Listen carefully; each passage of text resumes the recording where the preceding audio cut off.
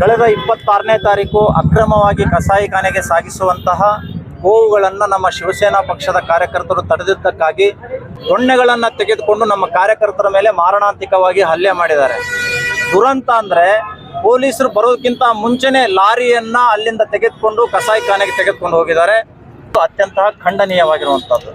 ಅದನ್ನೆಲ್ಲ ಖಂಡಿಸಿ ಇವತ್ತು ನಾವು ಕಲಬುರಗಿಯಲ್ಲೇ ಮಠಾಧೀಶರ ನೇತೃತ್ವದಲ್ಲಿ ಬೃಹತ್ ಪ್ರತಿಭಟನೆಯನ್ನು ಮಾಡಿದ್ದೀವಿ. ಅಕ್ರಮವಾಗಿರುವಂತಹ ಕಸಾಯಿಖಾನೆಗಳಿಗೆ ಬೀಗ ಹಾಕಬೇಕು ಮತ್ತು ಗೋ ಸಾಗಾಟ ಇಲ್ಲಿಯ ಪೊಲೀಸ್ ಅಧಿಕಾರಿಗಳು ತಡಿಬೇಕು. ಒಂದು ವಾರದಲ್ಲಿ ತಡಿದೇ ಹೋದರೆ ಮತ್ತೆ ಉಗ್ರವಾದಂತಹ ಪ್ರತಿಭಟನೆಯನ್ನ ಜಿಲ್ಲಾಧಿಕಾರಿ ಕಚೇರಿ ಎದುರುಗಡೆ ಮಾಡಬೇಕಾಗತ್ತೆ ಅನ್ನುವಂತಹ ಎಚ್ಚರಿಕೆಯನ್ನು ನಾವು ಕೊಟ್ಟಿದ್ದೇವೆ.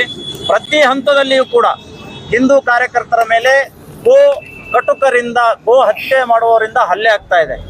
ಮುಂದಿನ ದಿನ ಇದನ್ನು ತಡೆದೇ ಹೋದರೆ ಉಗ್ರ ಪ್ರತಿಭಟನೆ ಮತ್ತು ಕೆಟ್ಟ ಪರಿಣಾಮವನ್ನ ಎದುರಿಸಬೇಕಾಗುತ್ತೆ ಅಂತ ಹೇಳ್ತಾರೆ.